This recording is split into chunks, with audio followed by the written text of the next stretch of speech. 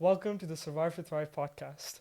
Today, we're joined by Roxy Querouz, industry agnostic business operator and corporate shapeshifter. The founder and CEO of Morpho Corporation, Roxy's journey from Dubai to Vancouver is truly inspiring. Starting university at 32, she has over 25 years of experience in various industries, including operations management, property administration, and strategic consulting. She's a leader in ethical leadership and mental health advocacy, known for her adaptability and resilience. Let's dive into her story and insights. How are you, Roxy? Good. How are you? Pretty good. Tell me about starting university at 32. What was that like? That was a great experience, actually. And that wasn't the path that I was planning to take. It just so happens that I didn't actually go to college after high school. My parents couldn't afford it, so I went straight to work. And I worked for about 14 years, kind of building myself up a company in Dubai. And then I decided to start over. And coming to Canada, that was kind of the only option that was available to me. And I liked the idea of starting over with a clean slate. So I applied and was accepted at Kwantlen Polytechnic University. And I did. I took up diploma of business management. It was a great experience because, like I said, I'd never been to college. It was my first experience in a university setting. And it was a bit weird, having all the classmates that were at least 15 years younger than you. But they were all super nice. And obviously, that's one of the good things about Canada. It's that education is so encouraged. It doesn't matter what age you are and what you want to do, as long as you want to do it. And there's availability for resources, just go ahead. And I love that. Everyone was so welcoming. Everything was so new. The experience was definitely a life changer. And going into it, did you have any misconceptions that why should you go back to university when you have, all this experience? Why did you want to go back? Yes, well, because coming to Canada, I couldn't come in as a skilled worker. So I don't know if you know about this, but for immigration, you have to have a minimum of 14 years of education before you qualify for residency or skilled worker. And so I didn't have that because I'd never went to college. And so the other option was being a student. So I thought, okay, you know what? I want to start over and I wanted to take the risk. And so I came in as a student instead. But so whatever misconceptions or reservations I might have had about that, it pretty much had to stay in the back burner and kind of deal with it. And I had to wing it when I got here, right? But it wasn't really as bad. I mean, I didn't even have trouble adjusting, to be honest. I didn't have any of that, where people get depressed when you move to a new country and all that stuff. I moved here and I was like, ew, it's like I lived here forever. No way. Do you think? I'm just curious about being in Dubai as well a little bit. What kind of jobs did you do there, and how did that prepare you to start your career in Vancouver? Funnily enough, I had worked at one company right from the onset. So I graduated high school and then I got this job at a Dutch company that was selling pipes, valves, and fittings. I started as a receptionist and I spent the next 14 years there, but growing within the company. So I was there at the growth stage.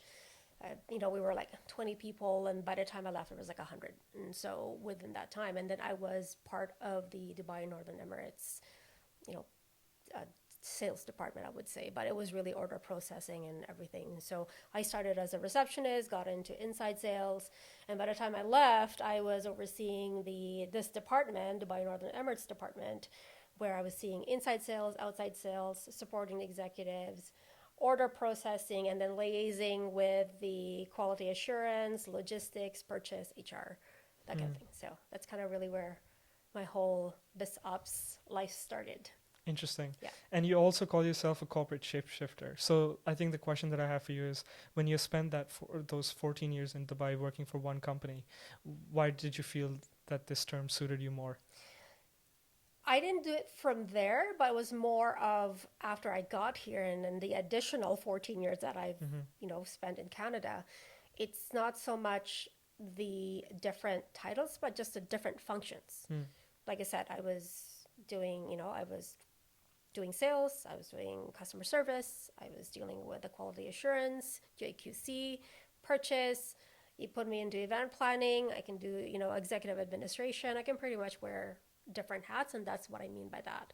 I'm not a specialist. I'm not one person that comes in and only does one thing. Like I will go into a space and then get my hand in everything. I think it's part of me being nosy, but it's also something that I can switch hats and switch roles fairly easily. It is a pretty cool term because I've never heard someone use it. So how did you come about coining it?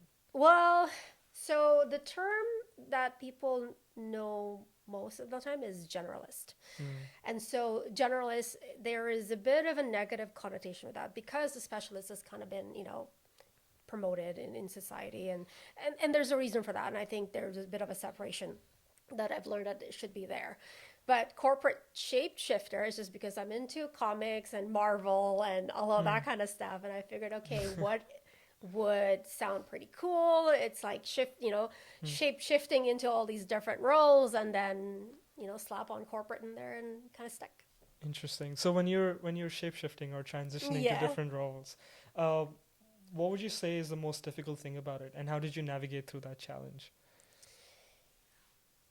If you would like to share a story. Learning newer things, right? And so I wouldn't even say difficult. It's just that it's just more challenging. So as an example, I used to work at a real estate company. It was in acquisitions and property management, and I was in the property management team. And so, today I'll do payables. Tomorrow I'm doing, purchasing materials for the operations team. The day after that, I'm planning an event. The day after that, I'm doing sustainability certification for the building. So just switching those, different functions. For the ones that I do know, it's great, easy, no problem. But for example, the sustainability certification, I'd never done that before. I never even heard of it until they brought it up. And I'm like, hey, we need you to handle this one. I'm like, okay. So, starting from that. And I'm the type of person that will deep dive into something and I have to start from scratch for me to understand. I can't just go in and start guessing and kind of flailing around trying to figure things out. I want to understand how it works from the bottom and then up.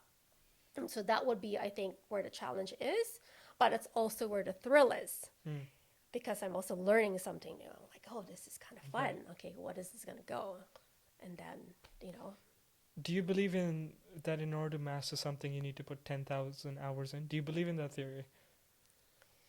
Well, I wouldn't say 10,000 hours. I mean, and again, I think practice, you definitely need to practice. You definitely need to spend time doing that stuff over and over again and learning and relearning and making mistakes and then learning how to fix it. So you definitely do need that. And that goes with anything for that matter. And then what technique did you use when you were, let's say, learning a new topic that you have never heard about, learning how to solve a new problem? What were the first initial steps that you took? Well, I would say first figuring out what the goal is. What's the goal? Why am I doing this? Why do you want me to do this? And so, for example, the example I used earlier, certification. Oh, we want to get the building certified. Okay, so now what do we need to do to get the building certified? And so now I'm breaking it down into bits and pieces, right? So it's more of breaking it down into these bite-sized portions where now I can handle each one. How do I tackle that? Okay, why do I need to tackle that? Well, we need this document and we need to submit that. How do I need that document? Where do I get that from? Who do I contact for that? And so when you do it and, into task-based items, it makes it so much more manageable. Because when you look at something big, like I have no idea what I'm doing, and then it's like this big thing, and you're like very intimidated. Your anxiety goes up. You're like now like, oh my God, I can't do this, and I have no idea what I'm doing. Yeah, you don't know what you're doing right now, but that will look differently if you apply yourself, and then in 4 weeks, and you'll have a better idea, and in 2 to 3 months, then you'll have a much better idea, and 1 year from now, you're going to be great. So that's kind of how I always saw it. Interesting. So if I were to suggest a problem to you, I would love to see how you break down this problem. So it's a personal problem, which is how do I grow this podcast, right? Okay. We were chatting about this, off camera as well. So how would you go about planning it or solving it?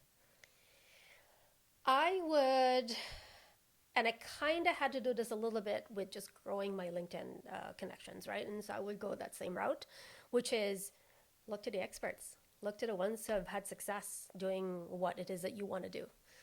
And then also figure out what it is your actual goal. Like, what do you really want to accomplish? And then deciding on who your audience is going to be. What is your ideal audience? It's kind of like deciding what's your ideal client. And so figuring out how you target that. So if you're going to be, people like Young yourself that are sitting, professionals, so then right? you're going to talk about like Gen Z, and now you talk about TikTok, and I talk about Instagram, and what do those people like, and how, what kind of topics do they like to listen to? So just deciding on, what do you want to do, really? What do you hope to accomplish? What's your goal? And then break it down backwards. So when you can picture what where your end goal is, your finish line is, now you can work backwards and decide, okay, this is how I'm going to do it. And so starting with, like we discussed this earlier, Stephen Right. Bartlett, all Right. the ones that have like all these successful podcasts, how did they do it? What are and there's a lot, and there's never, there's not enough resources for that online. You'll find them everywhere. People suggesting this, suggesting that, and this is how they did it. And then you pick the ones that work for you. And then go from there and then make your plan. Going back to when we were talking about solving a problem and how you solve it, when I initially started posting on social media and stuff, it was very difficult. It still is to this day. I find it very hard to sit down, post the TikToks, make a description, make sure that it looks good, make sure that there's hashtags on it. It just feels very draining. And I'm sure you've probably been through situations where you just did not enjoy doing it, even though you see the benefits, you see the fruit. So how do I motivate myself to do it more? I would say again, what's your goal? That should be your motivation, right? And you know what? Social media, whether it's strategy, whether it's managing, is severely underrated. It's a lot of work. People think that social media, it's just all fun. It's work. It's, the part of that you're doing too, because you're kind of doing a lot of the content creation, you're editing the videos, and now you're trying to upload everything into, the platforms or wherever you want it to be. That takes time, and there's no shortcuts around that, right? Unless you get help. So it's a matter of, why do you want to do that?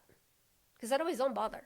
Like if your end of the day is like, yeah, I'm just doing it for fun. I'm like, well, okay, well then, do you really want to waste your time on it? But if this is something that, oh yeah, you know what, I can see myself, I'm gonna have like 10 million followers, and I'm gonna be the next big name, and or whatever it is, and I'm gonna be the resource for people like me, the students that need the guidance, and I could use to hear all of this advice that I wish I had back then yeah, go ahead and apply. You definitely have to put in the time. And so maybe organizing it in a way, you don't have to do everything every day. You go sit there for 8 hours and do your editing and your uploading and scheduling, and there are apps and softwares that do that, and then schedule it for the time that you need. Interesting. And it's consistent. That's what I think I've learned, is not so much how often. I guess depends on what your role is. And I guess if you're really in that space, some people like to say, oh, you just upload every day and all that kind of stuff. And I don't think I think it's more of being consistent. So if you're going to post, say 2 or 3 times a week, post 2 or 3 times a week at the same time, every week. So then you start building your audience. And sometimes too, it's just a matter of focusing on what you're putting out there. Don't worry so much about, oh, I'm not getting likes. Oh, I'm not getting views. Oh, what did I do? Right. That will follow. You just keep putting out the material that you want to put out there and do it consistently and engage. That for me is a big thing. If you are getting engagement from the people that, especially now in the beginning, where you're trying to make a name for yourself, these are the ones that are going to get you there. So, my God, please talk to them, appreciate them, engage with their own material. And also, engaging with the leaders in that industry and the leaders in podcasting, engage with their content and see how that develop that relationship. And so there's a lot of all these different advice that you can get from from LinkedIn or YouTube or, even just Google. But again, picking and choosing what you think might work for you and then follow that. Right. Going back to what you said about being a corporate shapeshifter and kind of a generalist, I also feel like I'm in this term, like in this stage. So a lot of people who I know are specialists. They are really good at what they do and they keep doing it. Do you feel like you wanted to be a specialist at some point? And if not, why not? Why are you happy being a corporate shapeshifter? No, I never wanted to be a specialist because I get bored. I like being in that space. And this is also the reason why I'm industry agnostic. I don't have loyalties to any industry. I cannot be just doing one thing. I get bored out of my mind. And just is the way it is. And I have so many interests. I can talk about anything. Today we can talk about religion, we can talk about, space and what the James Webb Telescope has captured today, and then talk about politics tomorrow, or talk about the ice cream and, that it's in Kitsilano. That's probably my favorite, those kind of things. And so I like having that range and that diversity in my day, in my work, and it just keeps me going. I can't imagine just doing the same. It's not okay. It's obviously not the same, stuff every time, but just that when, your options are so small, I feel a little bit claustrophobic. Right. I think it's what it is. I've also gone into like a space where I go in there, I'm really curious. Oh, this is really fun. And you go into 2-3 years, I'm like, yeah, okay, I'm done. I know enough. I'm moving on. Next. Right? And so Got it. it's always very driven by my curiosity. I'm always curious about something. Like, oh, Vancouver Canucks. I'm such a huge fan. Right. What else can I do as a fan? So I applied to work there. I actually did. Yeah, I worked there for 6 months in retail. And then I worked there in retail. I'm like, yeah, no, this is not what I wanted to do. Right. This is not it. Because you're just working, right? Like I was, in retail, I was in the stand selling jerseys and stuff, which is fun. But, I wanted to be there watching the game and not on the TV. And so those kind of things, right? And I would still do that again. But it was just, I quit for a different reason. But again, starting those things. Oh, I don't know what it's like to work in a coffee shop. I'm going to work at a coffee shop. I want to work latte art. I didn't work it long enough to make latte art because I was there every Saturday. And I was always at the till saying, welcoming people, and someone else was doing the coffee. I'm like, okay, this is not solving what I wanted, but it's always driven by something that I'm curious about. I'm like, oh, I wonder what that's like. Or, so I so it's curious, nosy, I don't know. There are different names to that, but that's kind of where I am. And so, being a specialist is just, I just can't wrap my head around that. It really does make me feel a little bit claustrophobic. And how do the people around you perceive it, or you just don't care? I used to care to a certain extent because I felt like people didn't really take me seriously, and that is very common for generalists. That I've learned that there's a lot more like me out there, and that we all kind of felt the same way. We weren't really taken seriously enough, or whatever. But to a point now, I actually don't really care now. Like, I do what I want. It makes me happy, and I'm okay. If you don't like it, that's fine too. However, what I did notice, there is a separation. So if you are a small business or an entrepreneur or a founder or whatever that may be, you definitely need a generalist. That's where we all thrive. Gotcha. Because you end up having to work, and you can relate to this, right? So you're running your podcast, you're doing your editing, you're going to have to do your own promotion, you're going to have to try to find your own funding, et cetera, et cetera. And so all the different hats. And for small businesses, that's just the way to go. And that's kind of where I've gone with the business that I started. But the bigger the company, when you start going into the 40, 50, 60 people above, you have to have structure. You have to have boxes. You're making job descriptions a little bit more specific. Now departments are just starting to form in a traditional manner. That's when the specialists come in, because there's enough work for one person to do just one thing, right? Gotcha. So if you are a generalist, what I've known, it's either that's the space that most people go into, or they go into the bigger space, but then they end up leaving and doing something different. Right. So small business is something that you thrive in. That's always the space I've been in. Well, I would say always, but I did do the part-time stuff here and there. But most of the jobs I've done got into the growth stage, and then moved away once things got all like, well, okay, I kind of did what I kind of wanted to do. It's not the direction I want to go. Got it. Gotta go. I think driven by curiosity is such an important thing because a lot of people have regrets when they're old, and on their deathbed, the only thing they wonder is why did they not choose to make the decisions that they did. I feel like a lot of small businesses here in Vancouver aren't thriving.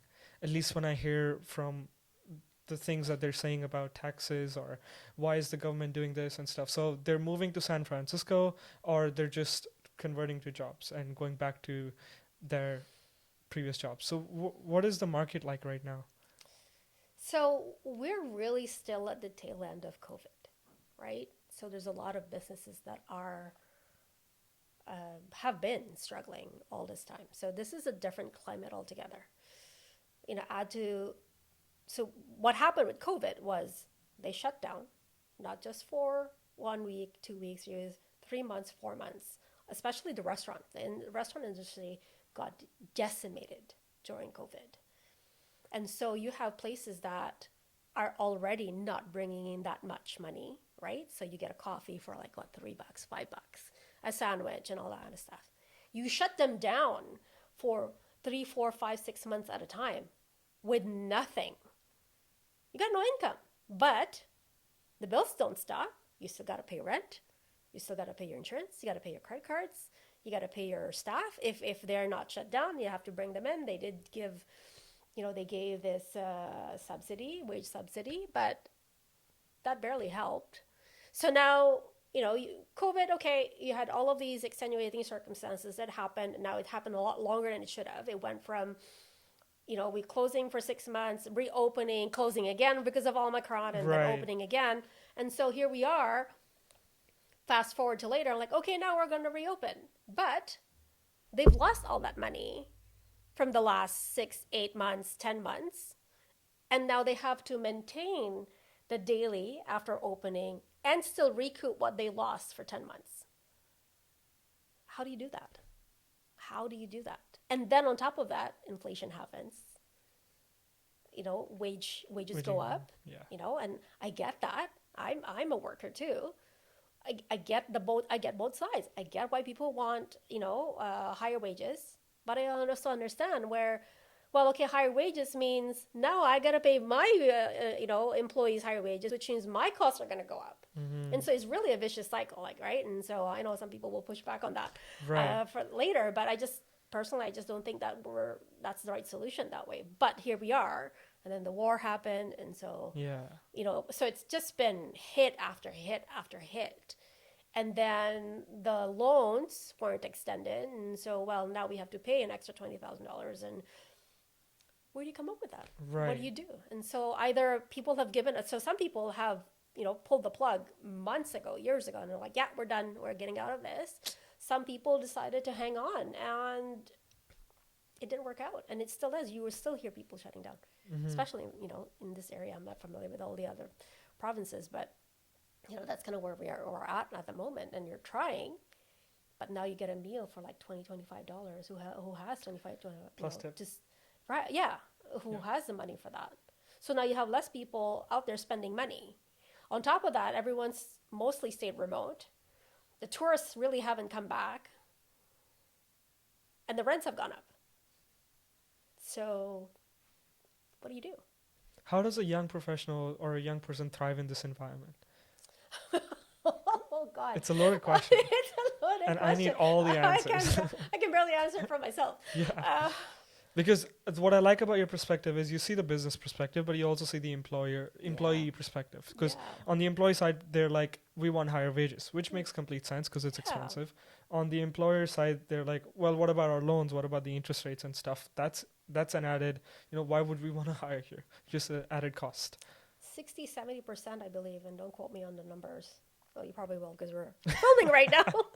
But the largest expense for businesses is wages. And so it is.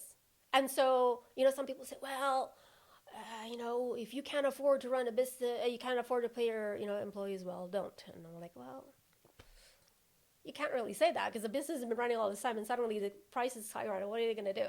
And then what is that person going to do? They're going to shut down. They're going to be all in debt. And now they're going to have to look for a job and they're going to have to compete with everyone else. it's not the solution, right? It's an easy thing to say for someone who doesn't know how to run a business. But so there's a bit of a disconnect there. And there is, obviously there's a lot of those kind of back and forth, but it's challenging for everyone.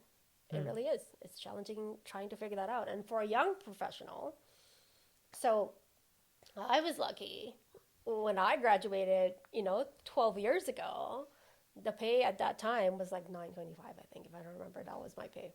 But I had options. Like I had a job at school. I took up a job at the disability department and working a few hours there. And then I got a retail store job and, a little bit here and there. And that was enough. It was enough to fund me. But now I can't imagine this climate that we're in today. Just thinking about it, like even from the time that I've trying to rebuild my life and transition, since October, we've got like 1.6 million people have been laid off, Wow. right? That's only, I think, in the US. I'm not sure if it includes Canada, but that was the number that I remember. And there's an excess of qualified people out there looking for jobs. And so I haven't quite figured out, and I'm not an expert in all of this, right? I don't know where it is. Is it there's really just less job opportunities, or is it a push from the big corporations because they're shifting things into AI or doing some things differently, or is it really the companies that are, okay, we don't have anything, I can't afford. I would love to have, 4 people in my staff, but I can't afford 4 people now. I have to have only 2 because the wages have doubled. And so what am I going to do, right? And so that's less jobs for people to get. It's awful. Like now it takes about, I believe it takes about 6 to 9 months on average for people to find jobs, like a proper job. And then wages in Vancouver are also low. Well, context, the minimum wage is like $17.40 right now, right? Oh, sure, it sounds big, but the living wage in Vancouver is like $26. Rents are high and all that. So even if you get a job and you spend 40 hours of your day there, it's not even enough. So now you're gonna have to find something else. Yeah. So what do you do, right? I mean, you would be able to relate to that. We all live in this. We live here. This is what we're gonna have to deal with. Groceries, like $100 is nothing. But that's the environment that we're in right now, and we don't need to go into what caused it and all of those things, and that goes into the politics of it. But this is a situation people have to live with. And I've also encountered a lot of people where they're saying like, oh, my kid's not able to find a job during like either it's like summer or for after graduation. They themselves aren't able to do that. And some people might also blame international students, which I don't agree with completely, but I definitely see that in an environment where there's so many other factors, you tend to blame people, right? Yeah. So if I put you in the shoes of Sophia, for example, Sophia is a recent graduate and she wants to go find a job. Now I know that it's a bit more broad, but feel free to pick any industry that you like. And could you tell me what steps Sophia should take to basically stand out in this job market? Right now, and this is me saying because I had trouble with that too, right? This is just for me having gone for the experience of, it is freaking tough to get something out there. But, you have to compete with hundreds of people. So visibility is a big deal, right? Right now, it's not enough to just send a nice, pretty resume. Everybody has a nice, pretty resume. Well, not all. Some apparently don't know how to do it, but that's there, right? But it's a matter of visibility. So LinkedIn is huge now. So you optimize your LinkedIn. You use your connections. Connect, network. You need to be able to, it's about relationships, right? And I used to not be a fan of all of this because sometimes I feel like it breeds into favoritism and people. But it's a fact of life. That's what it takes now. Right? If you know someone who can introduce you to this one and that one and who might be able to keep you, get you noticed more than the others, that's what you're going to have to do. So optimize every resource you have. So whether it's your platforms, whether it's in school, you have your career department. Every school has a career department. Your network, leverage your network. whoever it is you can speak to, like, hey, you know what, I've got this thing going, I'm kind of looking for a job, what do you think? And also, you know, there was a suggestion before about, like, if you know, make your list of your top 10 favorite companies that you want to work at, and then just reach out to either, you know, check their webpage and see if they got anything on their careers, keep an eye on that, reach out to people who work there. And I don't mean blindly, though, of course. So, you know, you kind of be specific about who you reach out to, because some people don't like that when random people reach out to them. So just being mindful of that and going it that way. I mean, there's no easy way, honestly. Oh, and another thing is recruiters.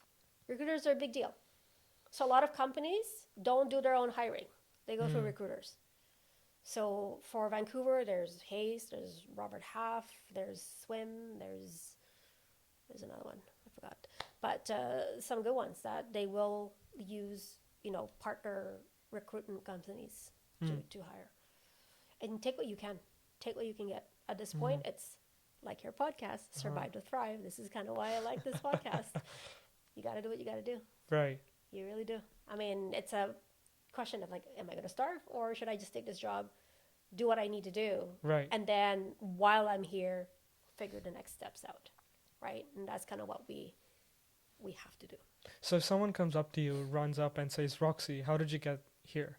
And how did you start your own business? Why did you start in the first place? Why didn't you just find a job like other people? What would you say?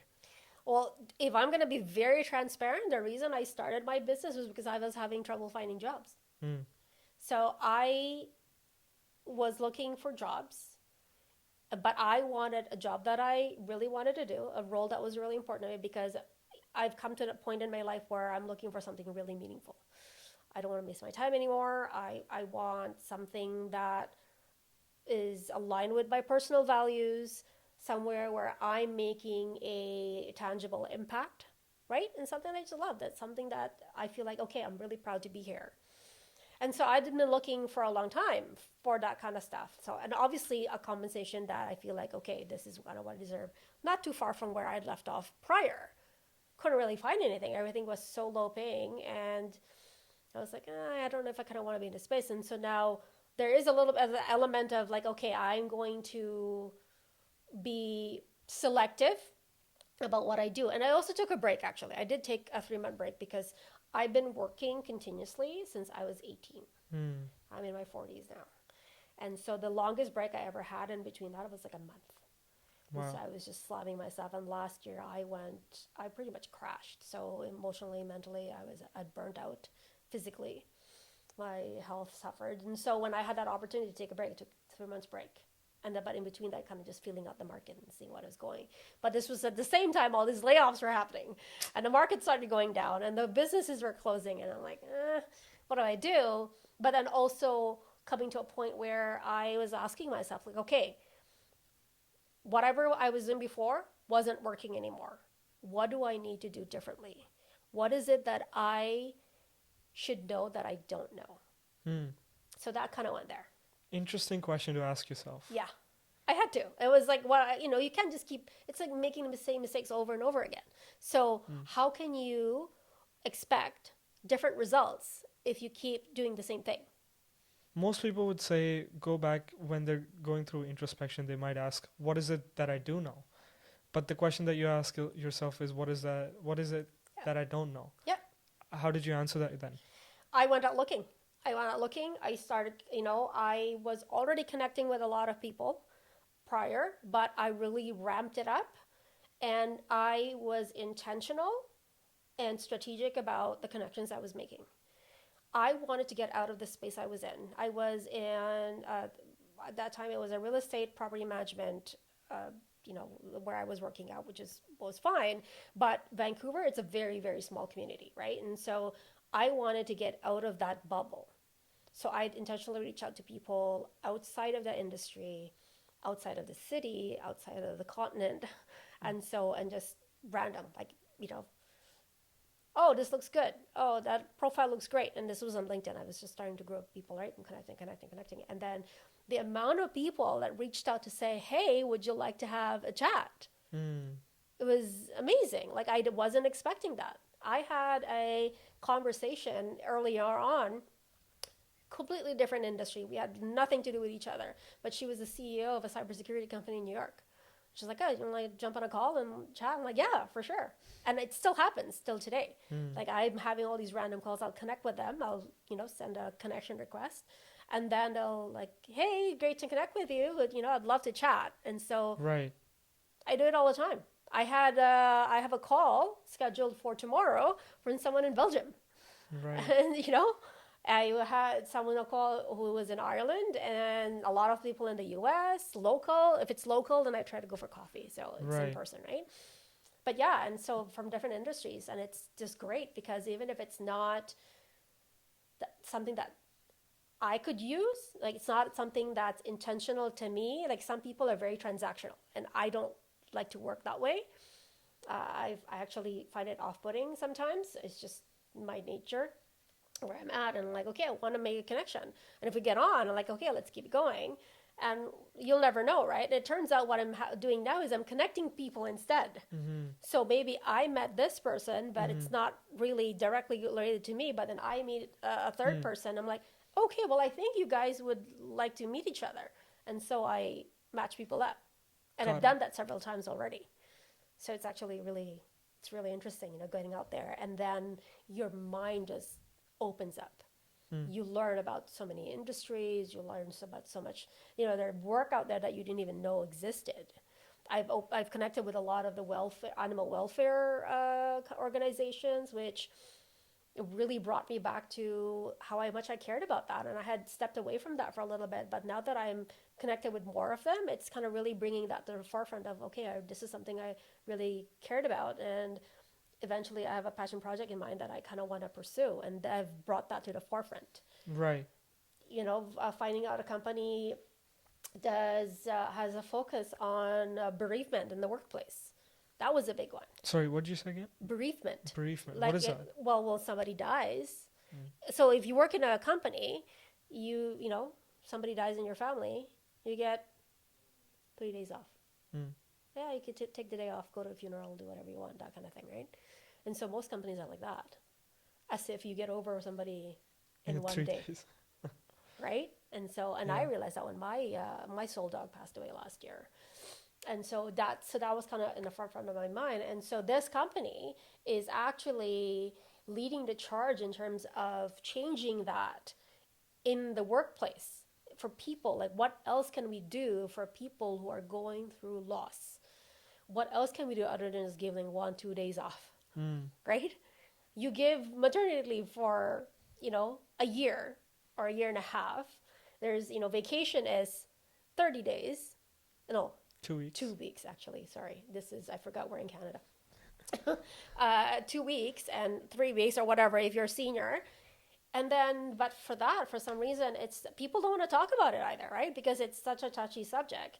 But they're tackling that head on, and they're meeting with people, and there are companies that are actually reaching out and say, okay, what else can we, how else can we support them? Whether it's mental health support, or maybe extra time off, or like a food package for when during the day of the funeral, and they don't want to have to worry about the food supply. So those little things, and it's way more involved. Right. But that company, I never thought someone was doing that until I connected with them, and then I saw their posts and talking to how they were talking about. I'm like, oh my god, this is amazing. And so that's the stuff that I want, the stuff that I didn't know, but I needed to know. So all those little things were there.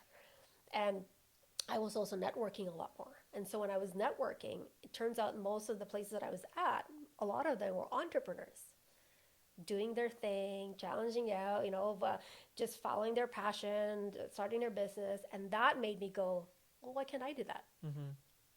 So when I can't do that, I'm like, okay, well, I'm going to keep looking for something. I'm going to keep looking for jobs. And, the environment too. Nowadays, you can't just put all the eggs in one basket. This is a very old saying, but we never put that in the connotation of business, where, okay, now you get laid off tomorrow, you lost everything. And so now people are in that space where I'm going to work and I'm also going to do something on the side, the hustle culture. But the hustle culture now is about starting your own business and whatever that might look like, right? And so whether it's, crocheting stuff or actually starting business professional, services that you're going to provide. And Right. so I did that on the side while I was looking for an opportunity. I'm like, okay, well, I have this time. I'm going to start, I was doing a lot of personal development, reading, books, doing videos, really nursing my mental health at that point because I was so burnt out from last year. Mm. And then starting that, and it so happens that I gained more traction starting my business than I did with the jobs. Mm. And so, What is that they were looking for? Like, why did they want to hire you? What are the 3 top problems that you could help them fix? Well, so for me, what I usually end up doing is running the operations of a company, right? And that could look many different ways. And that's the whole industry agnostic kind of comes in, right? And so I worked in a mechanical services company, and they needed a dispatcher, they needed someone to make quotes, they need someone to take all the service calls, and doing the payroll for the techs, etc. That's their operations. You go into a property management team, and that includes operations of the building operations. So that's a separate department. Those are the technical persons. And then you have the administration. And so you have tenant, services. You've got the emergency protocols that you need to put together. You've got your sourcing. You've got your health and safety committee as well on top of that. And so every company will have their form of operations. And so me being the shapeshifter that I am, that just became a natural fit for me to go in there, see the space. How do we, process improvement, change management? How do we scale it up? Even like consolidating vendor contracts. That's something that we kind of needed to do to put it together. And so that's the kind of service that I could bring. Mm. And I can go, well, top to bottom. I don't really care. I'm pretty good. I enjoy being an individual contributor, and I am okay with at the top as well. So I could be going and sitting here and doing data entry, and then next day I'm doing permitting and trying to get the certification going. So I have that range, Mm-hmm. and it's up to you how you want to utilize me, right, as a company, right? Mm-hmm. And so I do what needs to get done, is basically what it is. Right. And in spaces there are things that you don't normally have a person for. So I sometimes I like to describe myself as, how people are in boxes. Yeah. I'm kind of the glue between the boxes. Glue between the And boxes. they're putting the spaces between the boxes and putting that together. And if it means even just keeping that team together, right? And so now everyone's kind of started doing their own roles and hiding their own, functions. But I'm still kind of the one kind of pulling things together. Like, okay, let's keep going. We're a team. So I'm also, comfortable working alone, but I'm also very good at working within the team. I enjoy it, actually. I just forget very good about it. Just enjoy the collaboration and the camaraderie and the relationships that come with that. And so that's really what I can get going. So you have a business, like if you're, say, for example, you're a founder, you've got this amazing product, whatever that might look like, whether it's tangible, whether it's a service, and you got your funding, you got your clients. Excellent. It's great. But now you got to keep it going. You got to keep going. You're getting more clients. You got to keep everything going every single day. Right. And that's going to wear down on you eventually, right? If you don't have enough help. And a lot of companies aren't big enough to hire people full-time or even part-time. Or they just want someone to come in and say, well, okay, I got this stuff that I need done, but I don't need all of that. And, obviously employing people, there's a lot of these obligations that you have, the Employment Standards Act and all of those things. And so where I come in is like, okay, well, fractional services. So I'll come in, you tell me what you need done, I'll get it done within the month. So whether it looks like 10 hours per month, 20 hours per month, 40 hours per month, you tell me what you need, I'll get it done. And that way, and then I will also guarantee a certain level of service because as my client, I have a standard that I want to provide. Whereas on an employee side, it's a bit of a different model and it's a different dynamic. And it's not saying it's bad or good. It's either or. Really, it's up to the, what you want to do. If you're big enough, then you actually do need a full-time. You kind of have to go with the full-time. You have to go with employment. Got it. Where if you want, I'm a service provider. I provide the services. You get the stuff done. You pay my bill. We're all good. And I'll do it again tomorrow, and another tomorrow, and the day after that. So I'm not looking, or primarily not looking for, one-off things. I'm looking to be a partner. Got it. And so that again, back to I enjoy working alone, but I also like working in teams. So I'm not looking for one company with one team. Now I'm looking for all the multiple teams that I can be involved in Right. and then bring that in there. Because of your experience for working over 25 years in these different industries, now you feel comfortable providing that experience to other companies as well, and Correct. then helping them out. For someone who's just graduated, they probably what business would they start other than selling products and drop shipping and stuff? You're talking about like as their own business? I'm talking about as you mentioned that someone should have a business on the side while they're also looking for jobs, Right. right? So from that perspective, for someone who doesn't have the experience that you do, they might just wonder like, Roxy, what do I do? Well, what What are you business good do I at? start? What are you good at? There must be something you enjoy, right? Like something that you've done in school or in university. Some people love flower arranging, work at a florist, or something creative for that regard, right? And nowadays it's actually kind of a little bit on the easier side because there's so many things online that you can do. There's a lot of these DIY digital products that you can create. Younger guys always seem to be really good at computers, almost like right from the crib. So that's something you guys could look at. You know, uh, Video editing is a nice side hustle. There's a lot of these freelancing sites that I would encourage, but for a lot of people who are here, like just go out into your community. Like there are ways to do that. I feel like the problem with all these digital stuff is yes, it could be easier, but it's highly competitive and it's also quite isolating, right? But if you go out there into your community, there's a lot of, there's still some people that are hiring, coffee shops, restaurants, the traditional small jobs that we all had to do to get out there. Like I had to do it. You have to start from somewhere. There Right. is no, there is no graduating and then now you're a manager. There might be, depending if you know someone higher up and you happen to, cozy up to the manager or the owner. But we all have to start somewhere. And I don't know where this thing started, where you think if you have a university degree, everything is cozy. No. you start from the bottom and you work your way up. And it's actually really valuable. And if anything, I would actually recommend working in service industry. I think everybody should at least have some experience working in the service.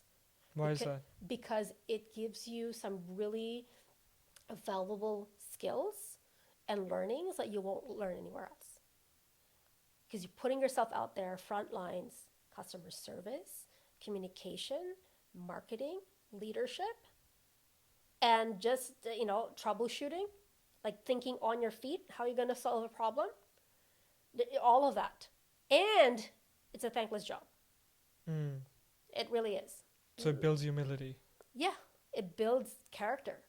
And then you also then tend to, if you've been there and you get out of it, you have respect for people in that industry. You tend to have that level of, the mentality is different. Some Right. people, you know how people sometimes treat, retailers and food It's centers. disgusting. It's gross. Yeah, it's really gross. Like, no, you don't walk in here. Yeah, you're my customer, but yeah, you don't get to you don't speak to me like that, or you don't get to speak to anyone like that. So, just that level of respect, and then and that humbleness that you kind of learn from retail. It's great, and there's accounting too on top of that. Whether it's accounting or whatever that may be, merchandising, and just being out there, right? And when you tend to be shy or you tend to have you're an introvert, that will solve it for you. Right. Putting yourself out there, talking to people. I recently had Andrew Woods on the podcast where he talked about how he was in England 20 years ago, and then he saw the customer service that they had, and it was quite crappy. So he started his own business helping people be better at customer service, and that's what he did for a long time. Amazing. So that's what it reminds me of, and I'll definitely connect you guys too. Oh So yeah, I think okay, it'll that'll be be fun. great. Yeah, no, Yeah. that's awesome. What? Sorry, go ahead. No, I was just gonna say customer service is something that's definitely gone down. I've noticed. That's a pet peeve of mine. That's another thing, and that's a longer story for later. But Right. I've definitely gone into spaces and like, no, this is not the way to do it. Like as simple as you're at a cashier. You come to a cashier, you got something. You are the customer. the first thing they have to do is acknowledge you and their full attention to be with you because you're there. Some people, a lot of people, chatting with their colleagues or having conversation, they're not even looking at you, right? That's not okay. That's not customer service. Or when you're having conversations with your colleague, if a client walks in or a customer walks in, immediately drop. Our attention is to the customer. And it shouldn't be like, oh, can you go or something like that. It should be both. The moment you see a client, the other one walks away, I'll talk to you later. How can I help you? What can I do for you? You know, and I don't mean harass them and follow them around. Obviously, there's a limit to that. But it's just that awareness. You can't be chatting with your buddies at the counter. You can't make your customer feel unseen. Your customer is your priority and is your attention from the moment they walk in until the moment they leave. And they will bring that with them. Because look what I've done. I brought that with me when that happened to me. Well, they didn't. Which is, fine. I still go there. But I'm like, mediocre. But maybe my standards are a little higher. So, I don't know. And then you're able to give better to your clients too, right? That's your standard for the clients. Yeah, I mean, I've thought about it, kind of focusing some of my stuff into something to do with customer service and customer experience, right? That's kind of a big deal. And I've been in spaces where I've learned more about that, actually. The Vancouver Aquarium is one of them. I volunteered there earlier on when I was new here. The Vancouver Canucks is another one. Their focus is customer experience, not sales. They don't care about the budget. They don't care about how much you're going to make. You go into most retail stores, we need to make $250 this hour, But no, forget that. That is the problem of the leadership. You go out there and make everybody feel special. You make sure that they go out of this stadium fully excited and fully immersed in the Canucks. That's your job. And so that is called customer experience. That is the quality where you're like, damn, I want to go back. That's what you want from them, from anyone, from your clients. This is what the standard should be. You can't, how would you want to be treated? It really is as simple as that. How do I want to be, when I am treated really well, I'm going to be advocating from here to eternity, to everybody. Oh, you should go to that restaurant. Oh, you should go to this store and Likewise. Yeah, exactly. Yeah. It's just people forget that. And I think it's a lot to do, and I'm not blaming any generation or anything, but I think it's just that either it's a turnover or it's, a lack of focus on from the leadership, or just that generation in general that just don't focus on that. Maybe a combination of all that. I feel like it's kind of gone down. So very rarely will you go into a space now that I've seen there where they're like, wow, that was amazing. So there'll be one or two people who will do that, but not necessarily like as an organization. Well, AI customer service, that's something that's growing as well, right? I mean, a lot of companies are hiring generative AI employees, which are basically feels like you're talking to a human, but you're not. So that's something new that's also changing. And I mean, if I was a company, if I was an employer, and I would be able to control these different variables that go into actually hiring a person and that person doing the customer service, I would rather have a AI who listens to me and does the exact same things that I wanted to do. Right now, it might sound a bit more robotic and machinery, but at the end of the day, it's probably going to be making me more money, less, problems, less nuances to that person's life. And it's just easier that way. So what are your thoughts on that? So I've come from a generation where, I'm pretty much straddling these two generations, right? And I get it. Yes, it's saving you money. Yes, it's the new thing. This is the future, blah, blah, blah, and all that kind of stuff. But where's the humanity in that? Where is the human touch? Like, I personally hate getting on, calling a company, whether it's TELUS or whatever that is, and I'm talking to a computer. Representative, agent, right away. I want to talk to somebody. I want someone to listen to what I say. I'm not going to, you're not talking to someone. You're giving prompts. And then they'll kick out, oh, is this what you want? And actually, no, that's not what I wanted. I want to talk to somebody about so and so and so and so and so. Can you repeat that, please? I'm like, oh my God, just let me talk to someone. So that's my personal opinion on that regard, because I prefer that. But also I feel like Yes, there's this AI push, but by companies, not by people. And I think there will be a pushback from people about that because we already went through that, not the AI portion, but the lack of human connection with COVID. And that ended very badly. People hated it. Just being, locked up in their houses and not having in-person conversations and not talking to a person. And so now with this, and now you're going to have conversations with some computer. Like, it's just, I don't see that. Maybe in the next generation or the generations after could be, depending on how intelligent AI gets and how soon that happens. But I can see a pushback where, there will be spaces that are created specifically to combat, okay, if you want human connection, you can go to this space. And this is the service that we provide. We have, we have real life people ready to help you. And then end of the day too, by the way, what about jobs? What are all those people going to do? We still have, millions and billions of people on the planet that are going to need jobs. So if you take that all away from them, what are they going to do now? And now you're going to have a bigger problem on your hands because you're going to have homelessness and unemployment rampant everywhere. It makes no sense, at least from what I've seen so far. But going back to when we started this interview, you also said about learning, right? Don't you think people will just end up learning more like you did in your positions? Yeah, sure. But learning what, right? So right now, there isn't so much just AI. It's people who know AI applying it, at least for the time being. And that's kind of what I know so far. So, but it's also like it's the a shift. internet. Huh? Like people, when the internet came out, people would talk about the internet. But now everybody just applies it to whatever capability they have. Yeah. I use it all the time. It's great. I can't even imagine what I was doing before when I didn't have a control F when I was looking for my textbook. So I used to actually look at the pages and then read the whole damn thing. And so I get that. But then we do have this issue, right? Like right now, as it is, without that much of a push for AI, you've got millions of people without jobs. What happens when they're not needed anymore for anything, right? I mean, it could go either or. I mean, like really, I think it comes down to preference and how big a push these tech companies are. And right now, the AI, just from my observation and several others, AI is not a demand from society. There's not a supply demand situation, right, where you demand and then there's a supply coming in. This is just a push from all the tech companies, from the bigger ones that they're basically forcing it on people. No, this is what we're going to do. This is how advanced we are.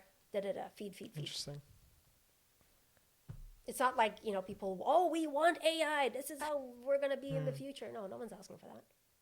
Maybe a few people because they know they can make money. It's great. It's intelligent. It's good. I've used it. I use ChatGPT all the time. It's a tool, obviously, I've had fights with ChatGPT. That's not what I asked for. Tell me about it. And I know it's getting smarter. So one of these days it's going to fight back. Right. But yeah, I get that. Again, I see each side. And I have my personal opinions about how I would like to handle that. But time will tell. We'll see. I'd like to see where this leads us and what kind of problems come out of it. Right. Well, Roxy, this is the end of the part 1 of this conversation with you, where we talked about career transitions and a lot about business, and AI was a part of it as well. In part 2, we'll be talking a little bit more about your personal story, overcoming obstacles, and when you came to Vancouver, how do you thrive better instead of just complaining, right? Yep. That's the focus. Okay. Awesome. All right. Cheers. Awesome. Yeah.